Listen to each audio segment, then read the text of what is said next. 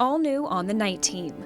Election day is almost here. We definitely want as many people as possible to come out and vote. Today was the last day of early voting for the Kentucky gubernatorial election. How many Kentuckians exercise their rights to vote ahead of the big day? It's an experience of a lifetime.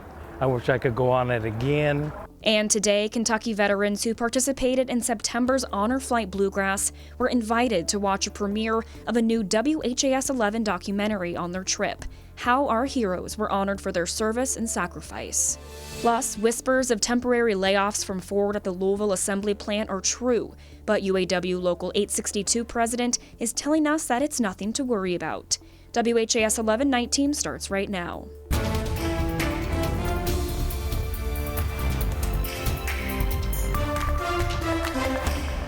As the Commonwealth's early voting period ends, Kentucky's candidates for governor are hitting their final few campaign stops ahead of Election Day. Thanks so much for joining us on the night team. I'm Alex Dieterer. WHAS 11's Connor Steffens was at the polls today and has the number of Kentuckians who came out to exercise their right to vote ahead of Election Day. As Kentucky's early voting period comes to a close, It's trending upward, which we love to see. those helping run the polls are in high spirits with the turnout they're seeing so far. We're glad that so many people are taking advantage of the opportunity to come out, no matter where they vote. Aaron Huber with the Jefferson County Clerk's Office says Saturday boasted the highest voter turnout of the three-day period. More than 44,000 Jefferson County residents cast their ballots between Thursday and Saturday. A turnout Huber says is 4,000 more than Kentucky's last gubernatorial election in 2019. We know that every election counts because we're the ones who help orchestrate it. But we want people to know that as well and to believe it as well because it's the truth. As the final few voters headed to the polls Saturday, Kentucky's candidates for governor hit the campaign trail. Quite honestly, he is the best governor Kentucky has ever had, isn't it? Together, we have the capacity to hold firm for those values and those principles. Democratic incumbent Governor Andy Beshear continued his 10-day bus tour in Bowling Green, joined by his father, former Governor Steve Beshear. I'm feeling great. I'm losing my voice, but I'm feeling great. You see crowds like this, and we're seeing them all over Kentucky and Western Kentucky. It's just really exciting to see people so excited about our future. Republican candidate and current Kentucky AG Daniel Cameron was also joined by family as he spoke to a crowd packed inside Louisville's largest FOP lodge. I don't want you to forget this feeling that you have right now. I want to make sure that everyone gets to the polls on November 7th. In the final days of one of the most competitive and closely watched races this election year, both candidates are stressing to Kentuckians the importance of their vote. In Louisville, Connor Steffen, the WHAS 11 19 on your side. Governor Beshear already cast his ballot during the early voting period, while Cameron plans to head to the polls on Election Day. And as you head to cast your vote Tuesday, we do want to remind you of certain rights that you're guaranteed during an election.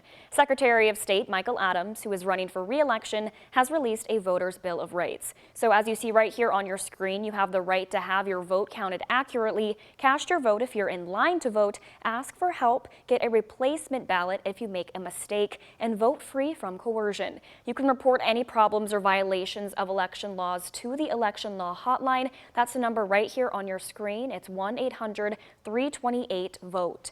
For more information about voting or the races on the ballot, you can check out our election guide on WHAS11.com. New developments for you tonight on the night team just in over the last few hours. Ford has announced temporary layoffs at the Louisville assembly plant. According to UAW Local 862 President Todd Dunn, the layoffs are happening because of parts-related issues with the supply chain. So about 1,600 employees will be affected. However, Dunn did tell us that the move is temporary and nothing significant. We have reached out to Ford for a comment and have not yet heard back. In late October, UAW workers at Ford voted to approve a tentative contract agreement with the automaker. We have a very exciting and close to our heart story for you tonight. This morning, WHAS 11 premiered our Honor Flight special at the St. Xavier Auditorium. Kentucky veterans who went on the September Honor Flight Bluegrass had the chance to watch this hour-long documentary that followed their journey to Washington, D.C. Photojournalist Addie Hill and I highlight what this trip means for our veterans who have sacrificed so much for this country. Excitement. I'm really excited to have gone on the honor flight. It's an experience of a lifetime. I wish I could go on it again. Honor Flight Bluegrass, a chance for World War II, Korean, and Vietnam veterans to fly to Washington, D.C. to visit their respective memorials. WHAS 11's Jessica Farley and Brooke Hash joined the honor flight back in September, documenting the experience of our country's heroes. Saturday morning, Kentucky veterans gathered again under one roof to watch the premiere of their documentary, Their Story, a story that was full of emotion and remembrance. People acted like that they cared, that they never knew you. A time for veterans to reflect on their service. My service to the country was great, and I got to go to Europe, and while I was there, I went to 10 countries and came home broke.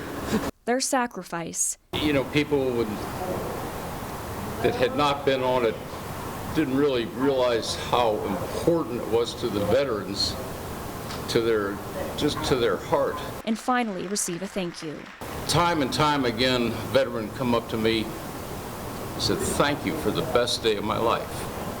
Not the second best, not third best, the best day of my life.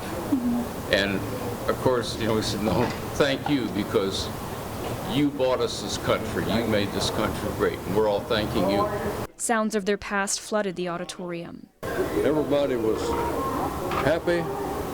I didn't hear anyone complain about anything. And the music, those girls in there made a great trip, fantastic. Since the first honor flight Bluegrass back in 2008, over 2,500 veterans have flown. A big thank you again to St. Xavier for hosting such a special day, and another big thank you to Kroger and Starbucks for their donations, and to everyone who made this event possible, especially Farley and Brooke, for their hard work and dedication. The documentary makes its debut on WHAS 11 this Friday, November 10th, and Veterans Day.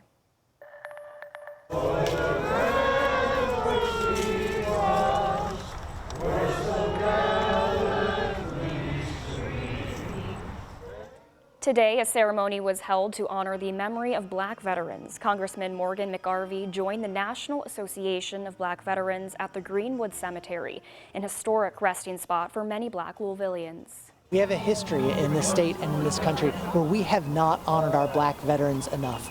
They have served in every single American conflict, but most of them would come home from war and face prejudice and racism at home.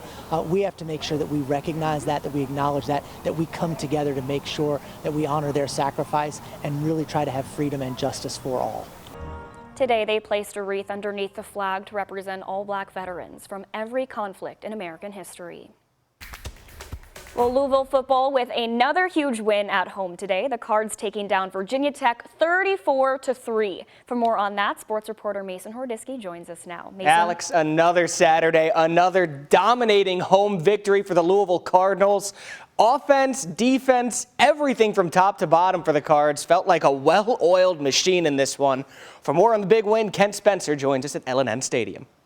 Truly a dominant performance by Louisville in every phase. The Cards ran for 231 yards. The Louisville defense gave up just 140 total yards to the Hokies. And how about this? In the last 2 weeks, Louisville has outscored their opponents 57-3. This team is rolling.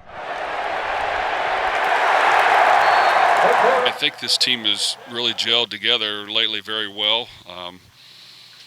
I think they understand what we're good at, what we're trying to do, what we need to improve at, and then we go out there and do what we do best.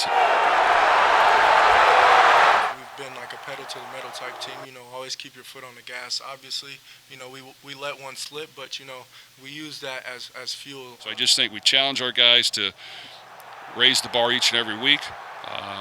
They've stepped up to the challenge. It will continue to, bar will have to be raised even higher, and we'll see just how high we can take it.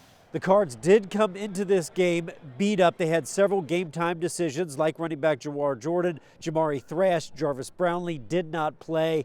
Jeff Brom hopes to get those guys back when they take on Virginia here at L&N Stadium next Thursday. Reporting at L&N Stadium, Kent Spencer, WHAS 11 News.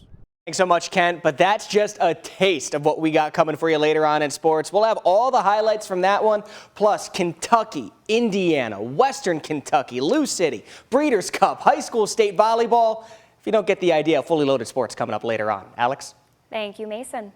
A traffic alert for southern Indiana drivers. The Court Avenue exit on I-65 North will have a 2-week closure. Crews will be working on the ramp to install new tolling equipment. The closure will run from tomorrow, which is November 5th, through Saturday, November 18th. Drivers will be redirected to exit 1 in Jeffersonville. Again, starting this Sunday, tomorrow, the Court Avenue exit will be closed on I-65. Some important news before you head to bed tonight. Your clocks are falling back an hour tomorrow, which does mean some good news. You get 1 extra hour of sleep. Daylight saving time ends at 2 Sunday morning, so in just a few hours. But most people will rewind their clock either tonight before they go to bed or when they get up tomorrow morning. Doctors at U.of.L. Health say the time change can have an impact on your health as we adjust our body's natural rhythm. But they also say falling back isn't quite as bad on our body as springing forward.